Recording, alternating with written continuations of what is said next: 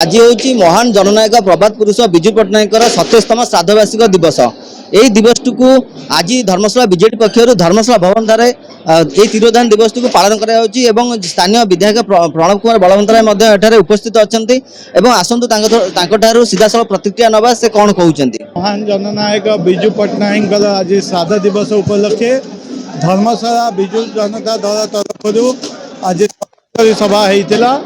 समस्ते विजु बाबूंकर अनुभूति, विजु बाबूंकर ओडिशा प्रति भल पाइबा, विजु बाबूंकर ओडिशार लोकों पाई सेवा करिवार एवं सशक्त ओडिशा गठन करिवार जो चिंताधारा को आज तांकर सुपुत्र माननीय मुख्यमंत्री श्रीयुक्त नवीन पट्टनायक कार्य करुचंदी। आज समस्ते तांका संगे मिलिमिशि एक नूतन ओडिशा गठन पाई समस्ते लगी। प्रथमत आज धर्मशाला रे महान जननायक श्रीयुक्त विजु पट्टनायक तिरोधान दिवस पालित होउची। यह आज धर्मशाला भवन ठारे अनुष्ठित होउची।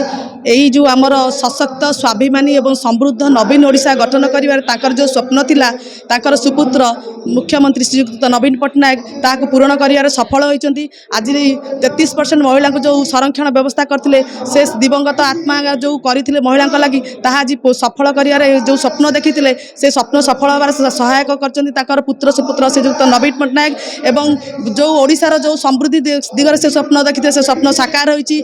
ओडिशा आज समृद्ध होइची एवं ताकू दुई पाद आगू नहीं कि माननीय विधायक धर्मशाला से भी जो ताकर कार्यक्रम रही देखा सारा ओडिशा रे जेकोसी कार्यक्रम रोची आगे धर्मशाला होची। धर्मशाला विजु जनता दलर विजय बाना उड़ी चली आगू को उड़ब पुणी सरकार हम पुणी 25 वर्ष सरकार पर पुणी नवीन पट्टनायक आउ थे सरकार करेंगे माननीय विधायक पुणी तृतीय थर विधायक हे यही आम कामना कर। देखो आप शुणुले स्थानीय विधायक और स्थानीय कर्मी मैंने प्रतिक्रिया रखुले। जदि आम देखा प्रभात पुरुष महान जननायक विजु पट्टनायक 1916 मसीहा मार्च 5 तारिख जन्म ग्रहण करते 1997 मसीहार आज दिन में देहांत होता जो मैंने रही भल पाते विजु बाबूर ओडिशा प्रति भल पाइबा एवं जहाँ सब जहाँ रही अनुभूति से विषय समस्त निजर मत रखुले स्थानीय विधायक से विषय कहते किपरि भाव नूतन ओडिशा गठन कर कर्मी मान भर एकता रहा से विषय आलोचना करते। जाजपुर सुरेश महांती, धरित्री लाइव।